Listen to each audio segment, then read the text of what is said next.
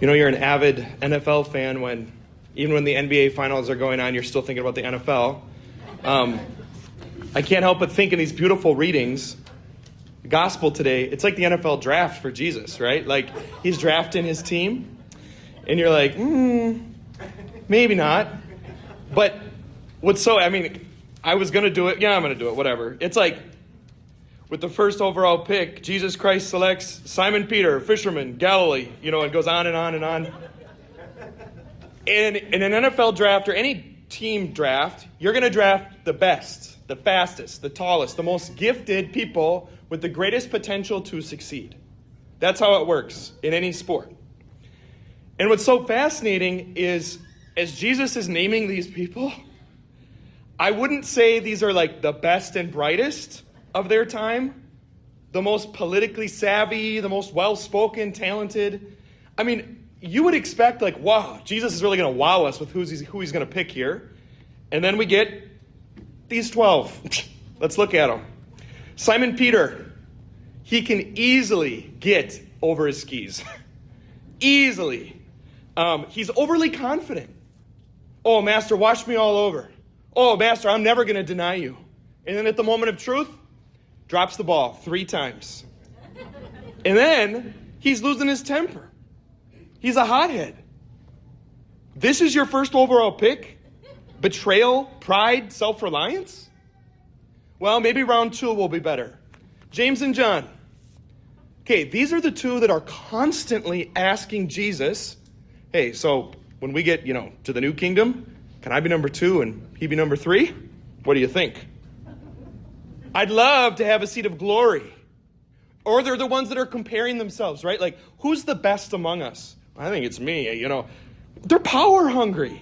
Whiff. All right, we'll move on. Matthew, tax collector. If you've seen The Chosen at all, you understand how profound of a statement that is to say he's a tax collector. Okay? He's hated. He collaborates with the Romans, who they saw as enemies.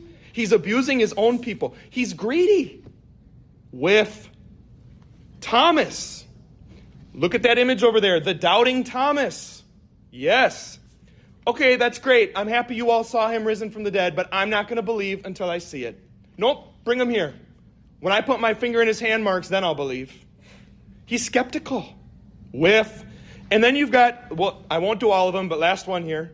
Simon the Zealot. So in the gospel, it said Simon from Cana. That's not Simon Peter. This is a different Simon. Simon from Cana, a.k.a. Simon the Zealot. The Zealots were a group of Jewish people who were extremists. And they were trying to overthrow the Roman government by any means necessary. Violent revolution, extremism. So here you go. Here's your draft class. You ready for this? Betrayal and pride, power hungry, greedy, skeptical, and extremist. Why? Could you not have done any better? Could we not do better? You're going to choose ordinary, flawed, clearly flawed people to deliver the most important, the most perfect, the most infinite message of the gospel. I don't know about you, but that seems a little hypocritical to me. Now, what's interesting here is Archbishop Fulton Sheen, so think he was kind of like Father Mike Schmitz, but back in the day. A lot of people would come up to him and they would say, I can't go to church. You Christians, I'm not going to Catholic church. You're filled with hypocrites. You preach this perfect message of love, and then you all sit there and you're just as bad as the rest of us. Here's what he said. You ready for this? He would say to them, well, you say you don't go to church because it's full of hypocrites. I say, you're right. But come anyway. We've got room for one more. Doesn't that just speak the truth here? Even about these men. Here's what Jesus is revealing today about the church. The church is not some museum of perfect people. Hey, Joe Blow from the street, come on in. Come see all the perfect people we have sitting in the pews, or in this case, chairs. No. This isn't a museum where you get to come tour perfection. And neither was it with the apostles. It's a hospital for sinners. It's a place where people who know they need God come to him, and he gives them the strength that they need, the grace that they need. That's the key. So human flaws should never be an excuse, either in leadership or in the pews, for someone to abandon the faith. But here's the key today. You have these men. I only listed 5. We could have done a deep dive on all of them, but I won't. You're welcome.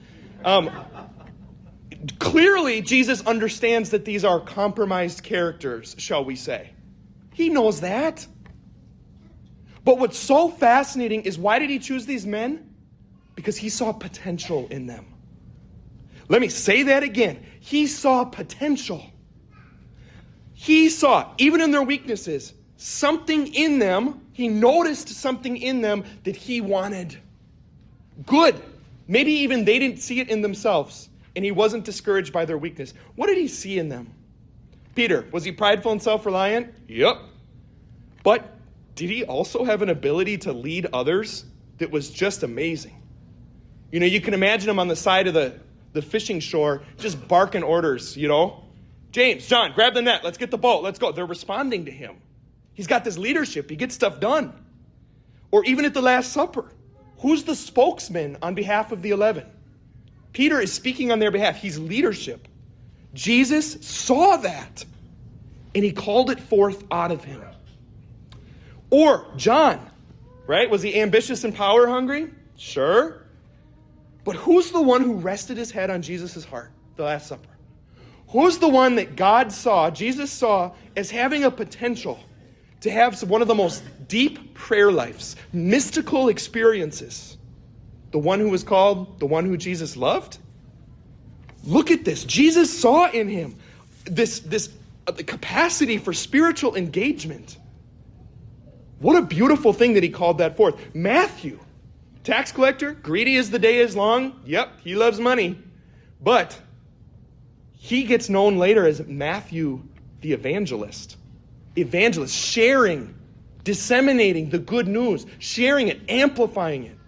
As a tax collector, that obviously has negative connotation, but that also means he's an organized person, right? You wouldn't be chosen for that job unless you had your stuff together. And it would have been rare in this day and time for someone to know how to read and write. Obviously, as a tax collector, you'd have known how to read and write. He clearly wrote the whole Gospel of Matthew. When Jesus is looking at him, yes, he sees his flaws, but he sees potential. He sees something in him, even if Matthew himself doesn't see it. And now he's been able to communicate to the most intellectual, to the most uneducated, back in the day, the beautiful message of the gospel. Thomas, doubter, skeptical, stubborn, all the above. But here he is, this man with a restless curiosity. He's like that kid, the 2-year-old kid. Mommy, why? Mommy, why? Mommy, why? Jesus, why? Jesus, why? Jesus. He's constantly asking questions. But does Jesus see that as a potential to unlock? Yes, I need that. I need someone who's constantly going to be asking those deep questions about our faith, who's not going to be satisfied with just a whatever, just because, but actually prayerfully wrestling with them.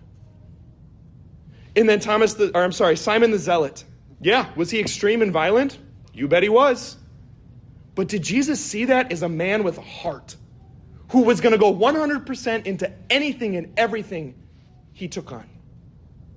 He saw that potential and he unlocked it.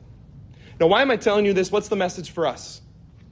I don't know about you, but I kind of probably fall into the category of these apostles. I'll be the first to admit I am not perfect.